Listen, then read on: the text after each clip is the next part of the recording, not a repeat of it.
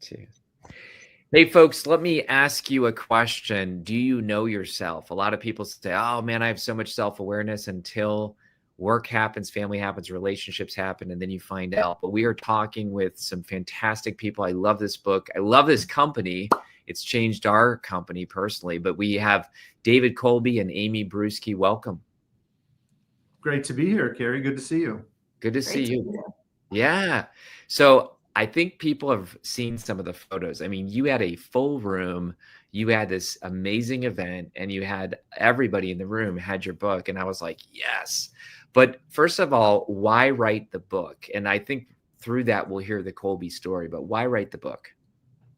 Amy, I'll let you start because I think you really drove it. Sure. Well, here's the deal. We are tired of meeting with people who are so late in their career, 50 and 60 years old, saying, if I just would have known some of these things about myself, I would have made different decisions.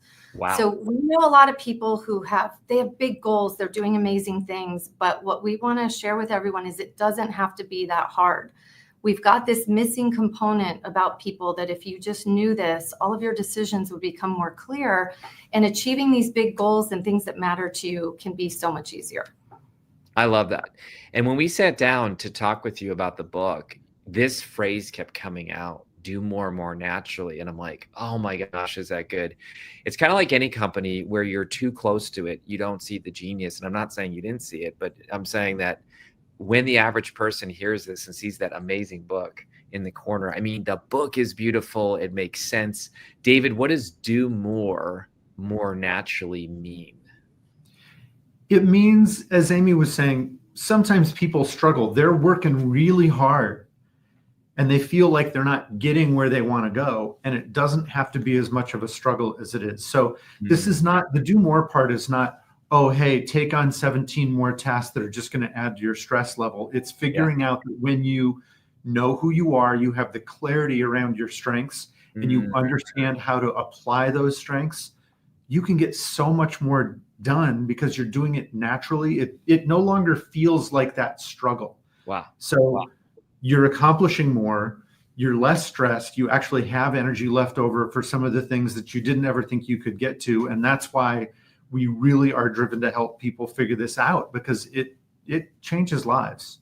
It really does. And I was just on a phone call with our friend Dan Sullivan, strategic coach. By the way, he loves Kolbe. I think he might be your top client ever. I don't know. Is this true?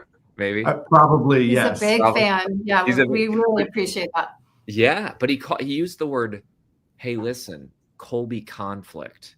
In other words, he said that whenever there is a misalignment in the office, it's because of a Kolbe conflict. And I know that's shorthand. And if you don't know the Kolbe world, what does that mean, Amy?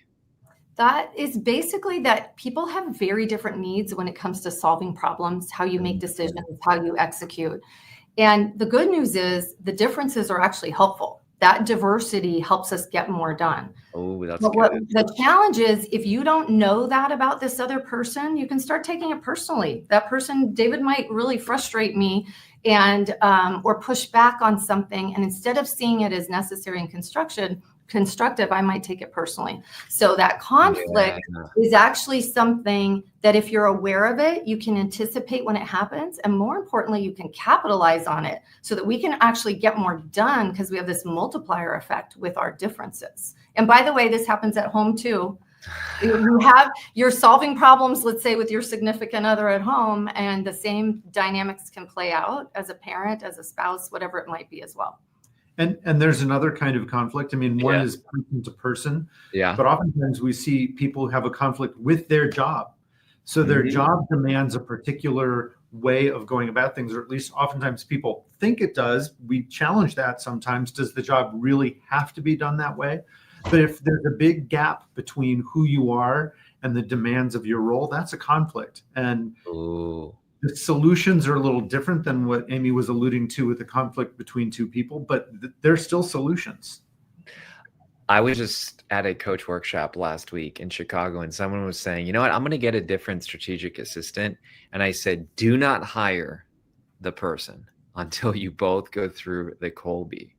And then they're like, oh, is this the Kolbe I don't know. I might be butchering this, but is there like a perfect fit? Is this something? It's the right fit The right is you use the right fit software to come up with what we call a range of success that says this is what you're looking for in this role. And then you can look at candidates and say, did they match that reasonably well? It doesn't have to be perfect. You know, no job's perfect. There are always going to be little problems, but yeah, it's a really simple, straightforward process to just say, what are the demands? Is somebody going to match it? Go from there. Yeah, because left to our own devices, we end up hiring our own clones, or we have our own biases about how things need to get done. So this adds this level of going through a process where it can be a little more methodical and objective to help you get the right fit. I'm going to go so bold, everyone, to say that Kolbe can save marriages. Now, let me explain. Let me explain here. So you just mentioned it, Amy. Let's say a husband and wife are saying, hey, let's go on a trip to spring break. And let's just call the guy a quick start. And we'll explain what that means for people who don't know. But let's say the guy's a quick start and the wife is a fact finder. And he might interpret her fact finding questions as, what, you know, you're always shooting me down. You're not buying in. Why is it so difficult to sell you on it? But really, you're just saying that this is how they're wired.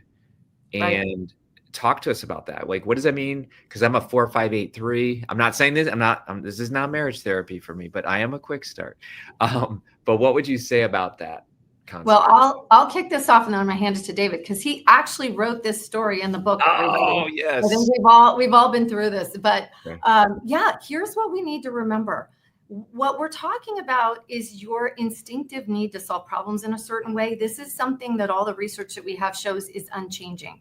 So over time, this is so innate to you. So you're not going to change your partner. This is something that's constant, which is fabulous because you know who to count on for what. Yes. But the vacation example is a real one because hopefully when you're at home, you're not always solving problems together. When you're on vacation, you really are making some decisions together. So David actually wrote his real life story in the book. Well, and the key, when we get back to the way you started, it not just can save marriages, like it does. Wow. I did a presentation recently, and one of the people in the audience had been using Kolbe, knew about it for a long time. And he came up to me afterward and said, hey, I've been using this in the business, but I just have to tell you, I think it saved my marriage. I'm like, really? Tell me. He's like, no, my wife said it changed our marriage, and I honestly don't know if we would be together. But the reason is fairly simple, even though that's so dramatic. It's when you understand your partner better and understand that this is who they are and the things that they're doing that frustrate you, it's just driven by what's unchanging in the way they do things and take action.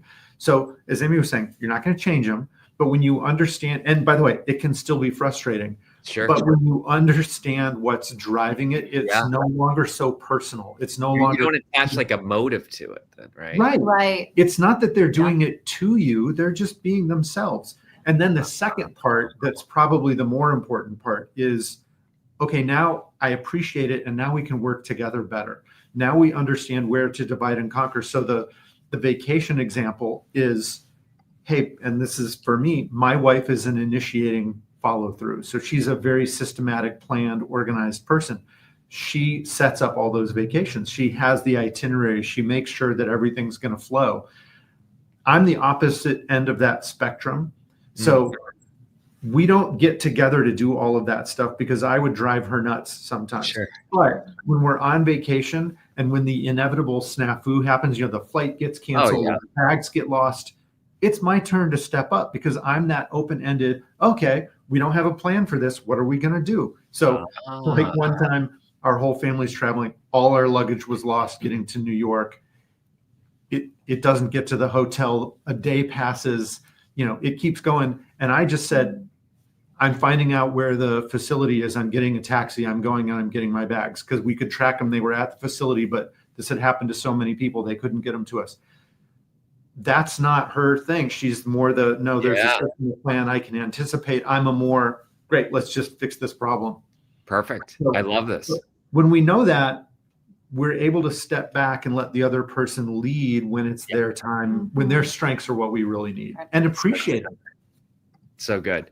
So on the book, I know there's such power in handing somebody a book or getting used to the Kolbe ethos by just, diving in. But what are you seeing? I mean, the book just came out, and yet we're the reviews are popping and people are loving it, and you got it out in 4 versions: ebook, audiobook, hardcover, softcover. So what do you kind of hear? And by the way, look at this. It's like everywhere on Amazon. I love it. This is just so good. But what are people saying that you're kind of hearing off record? Amy, we were just like, people are buying 10s and 50s and 100s because they're getting it. Why is that? Yeah, well, I was just on a webinar yesterday where people said, I love that it's bite-sized. I mean, I love that I was able to read it on a flight. So that's the one thing that was kind of a goal, is we wanted it to be 500 pages. Yeah, that's right, that you could get through pretty easily, but it's jam-packed. It's got a lot of stories and examples. So I've heard the stories are really helpful. People love the size. And what I've heard from 3 leaders this week alone is the minute I read it, I knew I needed this for my whole team. So I think that's where the quantity is coming from. And we're so excited about that, because that just means it's accessible. Yes, it's really important for leaders, but leaders right away know that anyone in my organization can get something out of this. Frankly, it doesn't have to even be someone that is currently working, but I think anyone who cares about their career or aspiring to just do more and find some joy in the everyday getting things done. So that's what I'm hearing the most. And I think that's why we're having the quantity purchases. That's so good. It's exciting. Who is it? Shannon Waller, who says about, when you're working with a strategic assistant, because I'm assuming that a lot of people are probably watching this, that is a major hire. I mean, that's one of the most important hires. And Shannon, at least, I think it is the one who tells me you don't want somebody who's over a certain number away. In other words, if I'm a quick start and I hire a strategic assistant who's a 1, I mean, that's almost like not even smart, because I'm going to be like, what are we doing? So there is this thing that, like, you don't want to just go through a ton of spouses, but for a strategic assistant, you can choose. And what is that formula-ish?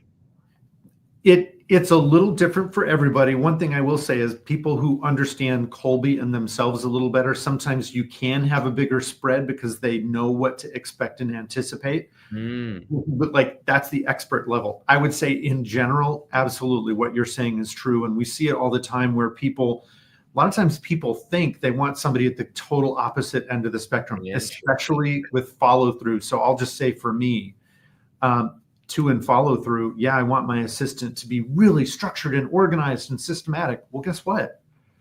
I drive them crazy. They drive me crazy if we try to impose ourselves on each other. So a lot of times you really do want that person who's more in the mid-range to complement who you are, rather than be at the opposite end of the spectrum. It can work. I've seen it work, but it's the exception, not the rule. Wow, that's great. So I know that we have a mentor who says the DOS conversation, like, hey, if we were sitting here 3 years from now, what would be success look like for this book? But truly, like, fine, 12 months from now, you're saying, hey, this book was a great success. What metrics are you going to use? I mean, one is certainly how many it sold, but like, what are you looking for? That's a good question. Oh, we've been asked that. I'd say, one of the things that we look for just with the business is lives empowered. That's our North Star. We kind of have a mission. We are a mission-driven business. We want to help people understand their instinctive cognitive strengths and then figure out how to use those strengths to achieve the things they care about. And that's what we want this book to do. I would like that to be more people. Frankly, we don't even have to sell that many books. If somebody buys the book and they hand it to 100 people and that's 100 lives empowered, you've made my day. I love that. That's what we're about. Oh, that's so good. I love what Kathy says. Because listen, you can tell I'm a big fan of this book and the message and everything. But after I took the test, isn't she the one who says, like, you got the perfect score, after, tell us why, because you might be like, that's just a funny thing to say and that's kind of cute, but actually she means it. And what do you mean by that?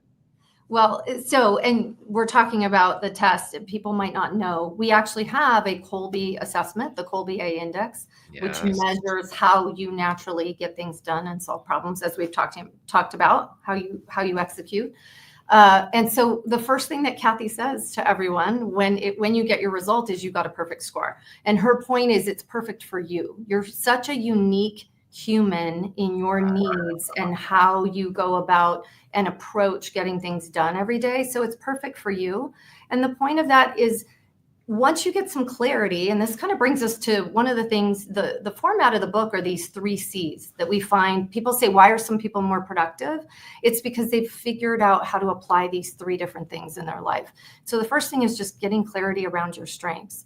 And for a lot of the clients we work with, that just starts with getting their Kolbe A index, which is a very simple assessment and immediately gives you that the depth to here are your instinctive strengths and your problem solving strengths. And then once you've got that clarity and you know this is perfect for you, you are perfect in whatever way you've been created, that next step is commitment. So the second C is commitment. Now you get to make different choices every single day on how you use those strengths.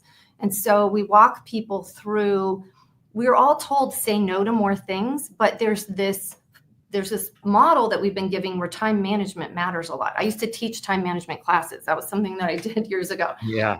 And it's not really just about managing time. Sure, there's a component to that. It's about managing this mental energy that you have to get things done. And so if you understand your strengths, you'll start making different decisions. And when you do have to work against what's natural to you, you won't have that same level of guilt. You won't have that same level of effort that you're going to keep putting into trying to change yourself. So your perfect is about embracing these strengths and then capitalizing on that. And then the last C is really what we've been talking about, which is collaboration. No one person can do it by themselves.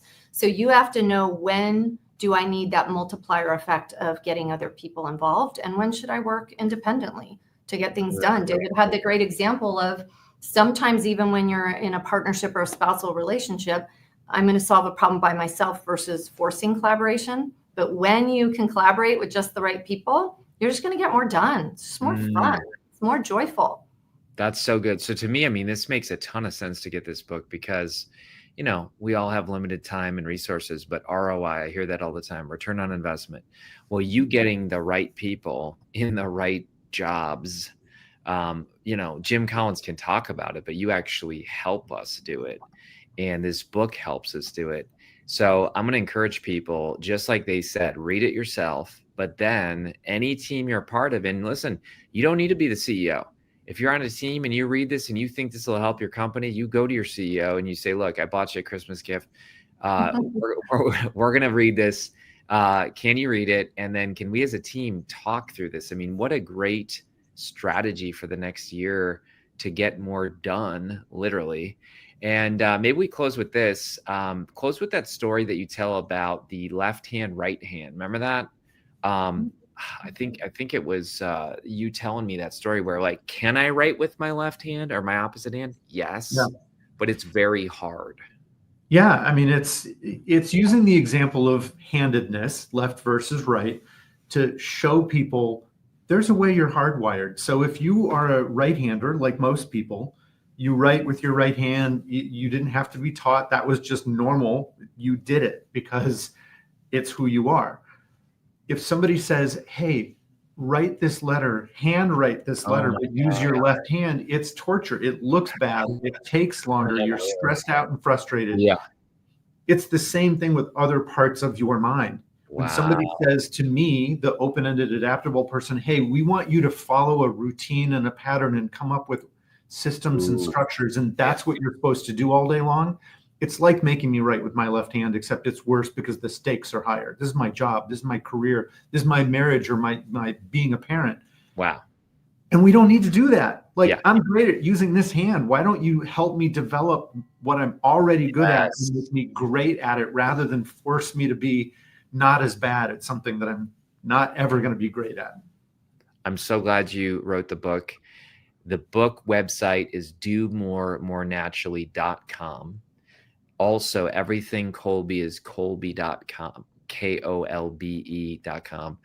get the book, multiple versions. And David and Amy, thank you for being here today.